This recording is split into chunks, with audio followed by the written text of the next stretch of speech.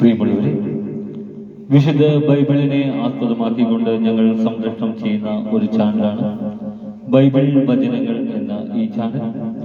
ഈ ചാനലിൽ കൂടി വിശുദ്ധ ബൈബിളിലെ പഴയ നിയമത്തിലെ ഉൽപ്പത്തി പുസ്തകം മുതൽ പുതിയ നിയമത്തിലെ വെളിപാടിന്റെ പുസ്തകം വരെയുള്ള എല്ലാ അധ്യായങ്ങളും ഉൾക്കൊള്ളിക്കുവാൻ ഞങ്ങൾ ശ്രമിക്കുകയാണ്.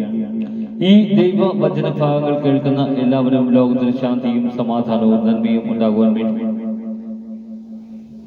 എന്നോടൊപ്പം സർവശക്തനായ ദൈവത്തോട് പ്രാർത്ഥിക്കുക. അതോടൊപ്പം തന്നെ ഈ ചാനൽ കാണുന്ന എല്ലാവരും ഞങ്ങളുടെ ചാനൽ ഒന്ന് സബ്സ്ക്രൈബ് ചെയ്യുക. സബ്സ്ക്രൈബ് ചെയ്ത് താഴെ കാണുന്ന ബെൽ ഐക്കൺ കൂടി ക്ലിക്ക് ചെയ്ത് ഞങ്ങളുടെ എല്ലാ അധ്യായങ്ങളും നിങ്ങൾക്ക് നോട്ടിഫിക്കേഷനായി ലഭിക്കാനായി ഞങ്ങളോട് സഹകരിക്കുക.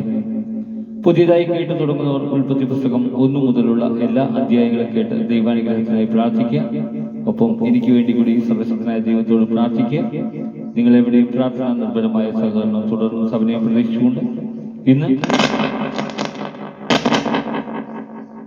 നിയമാവർത്തന പുസ്തകം 13-ാം അധ്യായം, വിഗ്രഹാരാധനയ്ക്ക് ശിക്ഷ. നിങ്ങളുടെ ഇടയിൽ നിന്ന് ഒരു പ്രവാചകനോ സ്വപ്ന വിശകലനക്കാരനോ വന്ന് ഒരു അടയാളമോ അത്ഭുതമോ നിങ്ങൾക്ക് വാഗ്ദാനം ചെയ്യുകയും അവൻ പറഞ്ഞ വിധം സംഭവിക്കുകയും ചെയ്താലും നിങ്ങൾക്ക് അജ്ഞാതരായ അന്യദേവന്മാരെ നമുക്ക് പിഞ്ചെല്ലാം അവരെ സേവിക്കാം എന്ന് അവൻ പറയുകയാണെങ്കിൽ നിങ്ങൾ ആ പ്രവാചകന്റെയോ വിശകലനക്കാരന്റെയോ വാക്കുകൾ കേൾക്കരുത്. എന്തുകൊണ്ടെന്നാൽ നിങ്ങൾ പൂർണ്ണ ഹൃദയത്തോടും പൂർണ്ണാത്മാവോടും കൂടെ തന്നെ സ്നേഹിക്കുന്നുണ്ടോ എന്ന് അറിയാൻ നിങ്ങളുടെ ദൈവമായ കർത്താവ് നിങ്ങളെ പരീക്ഷിക്കുകയാണ്. നിങ്ങളുടെ ദൈവമായ കർത്താവിനെ അനുഗമിക്കുകയും ഭയപ്പെടുകയും ചെയ്യുവിൻ. നിങ്ങൾ അവിടുത്തെ കൽപ്പനകൾ പാലിക്കുകയും വാക്ക് കേൾക്കുകയും അവിടുത്തെ സേവിക്കുകയും അവിടുത്തോട് ചേർന്ന് നിൽക്കുകയും ചെയ്യണം. അവൻ പ്രവാചകനോ സ്വപ്ന വിശകലനക്കാരനോ ആരായാലും വധിക്കപ്പെടണം. എന്തെന്നാൽ നിങ്ങളെ ഈജിപ്തിൽ നിന്ന് ആനയിച്ചവനും അടിമത്തത്തിന്റെ ഭവനത്തിൽ നിന്ന് മോചിപ്പിച്ചവനും നിങ്ങളുടെ ദൈവവുമായ കർത്താവിനെ എതിർക്കാനും അവിടുന്ന് കൽപ്പിച്ചിട്ടുള്ള മാർഗത്തിൽ നിന്ന് നിങ്ങളെ വ്യതിചലിപ്പിക്കാനും ആണ് അവൻ ശ്രമിച്ചത്. അങ്ങനെ നിങ്ങൾ ആ തിന്മ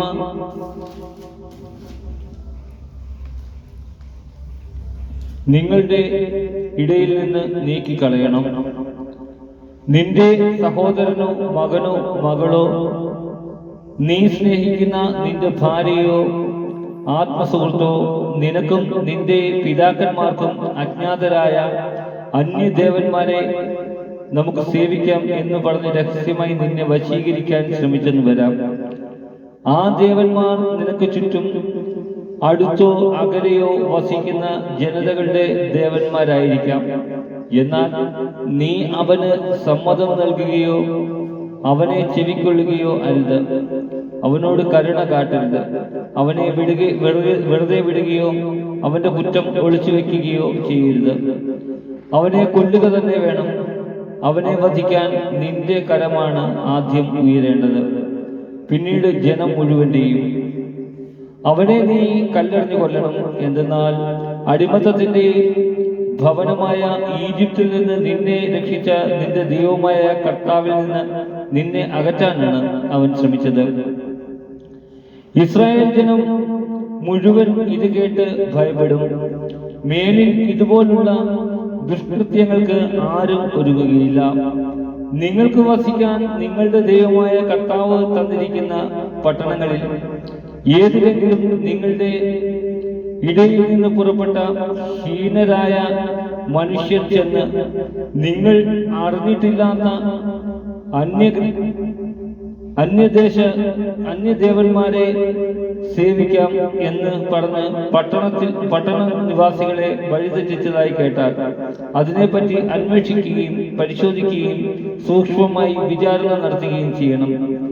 അങ്ങനെ ഒരു ഹീനകൃത്യം നിങ്ങളുടെ ഇടയിൽ സംഭവിച്ചു എന്ന് തെളിഞ്ഞാൽ നിങ്ങൾ പട്ടണവാസികളെ മുഴുവൻ നിർദ്ദയം വാളിനിരയാക്കണം.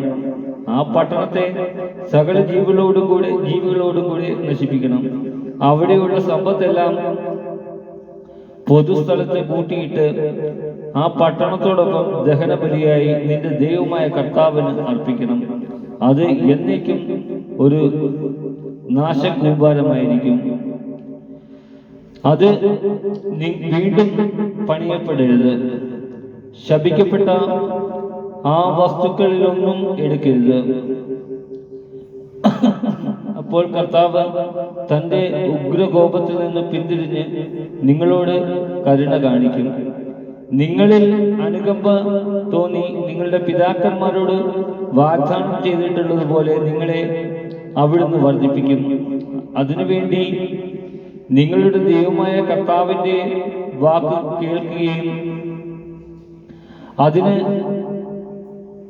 ഞാനിന്ന് നൽകുന്ന അവിടുത്തെ എല്ലാ കൽപ്പനകളും ശ്രദ്ധാപൂർവം പാലിക്കുകയും നിങ്ങളുടെ ദൈവമായ കർത്താവിന്റെ മുമ്പിൽ നന്മ മാത്രം പ്രവർത്തിക്കുകയും ചെയ്യണം.